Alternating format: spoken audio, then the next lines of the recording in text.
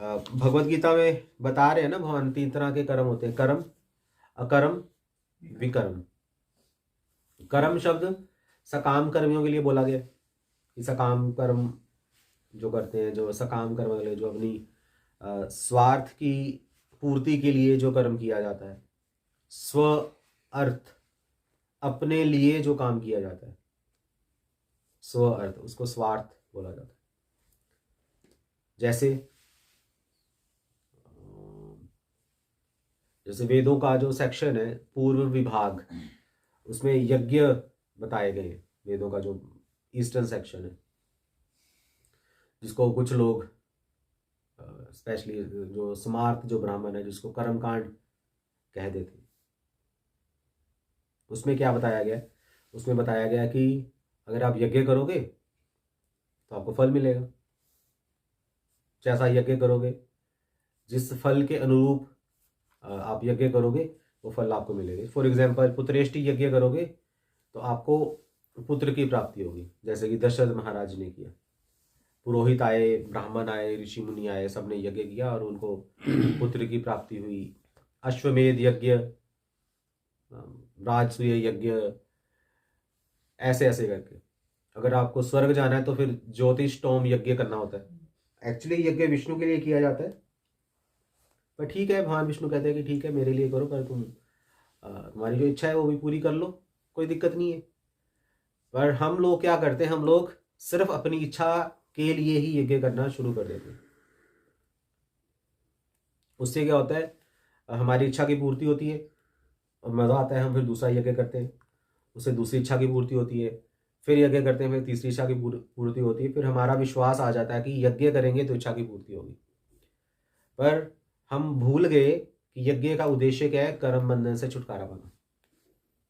हम कर्म में फंस गए, सकाम कर्म में फंस गए। यज्ञ किया, फल मिल गया, यज्ञ किया, फल मिल गया, यज्ञ किया, फल मिल गया। पर यज्ञ विष्णु के लिए किया जाना चाहिए, ये हम लोग भूल गए। और जो यज्ञ विष्णु के लिए किया जाता है, या जो कर्म विष्णु के लिए किया जाता है, उसको अकर्म कहा जाता है।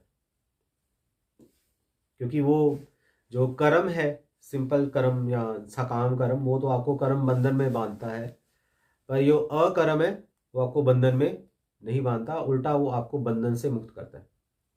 क्योंकि अकर्म भगवान विष्णु के लिए किया गया कर्म, उसको कहा गया। एक दूसरा अकर्म भी होता है, कर्म ना करना। ये कौन करते हैं? ये योगी वगैरह, योगी ज्ञानी, वो कर्म नहीं करते। वो कहते हैं कर्म करेंगे तो कर्म बंधन बनेगा, तो इसलिए ना रहे, ना बजेगा, ना रहेगा बांस, ना बजेगी बांसुरी। कर्म ही ना करो, पंगा ही खत्म कर दो। इससे तो रिएक्शन आएगा कोई? किससे? मतलब कर्म ना करने से भी तो रिएक्शन हाँ, आएगा। वही तो। योगी क्या करते हैं? जंगल चले जाते हैं, गुफा में जाके बैठ गए, जी हम जी कोई कर्म नहीं कर रहे, कोई सकाम कर्म नहीं कर रहे, हम कुछ कर ही नहीं रहे, बस ध्यान लगा के बैठे हैं। और उनको नहीं पता वो जो सांस ले रहे हैं, ऑक्सीजन ले रहे हैं, या सूर्य की रोशनी ले रहे हैं, पृथ्वी जल अग्नि वायु आकाश, इनसे जो चीज़ों को स्वीकार कर रहे हैं और स्वीकार करके कुछ आउटपुट नहीं दे रहे, एक ऋण उनके ऊपर चढ़ता जा रहा है। ना ही वो समाज के कल्याण के लिए कुछ कर रहे हैं, कुछ भी नहीं कर रहे, बस आराम से बैठे अकर्म कर रहे हैं। तो फिर उससे उनकी, अगर वो कहें कि नहीं ये यही करने से मोक्ष मिलेगा, तो भागवतम कहती है कि अगर आप इस तरीके से मोक्ष की प्राप्ति करोगे तो आपको मोक्ष मिलेगा नहीं, उल्टा वापिस आप इस संसार में आ जाओगे, क्योंकि आपने मुकुंद के चरणों की सेवा नहीं की। वो क्या श्लोक है?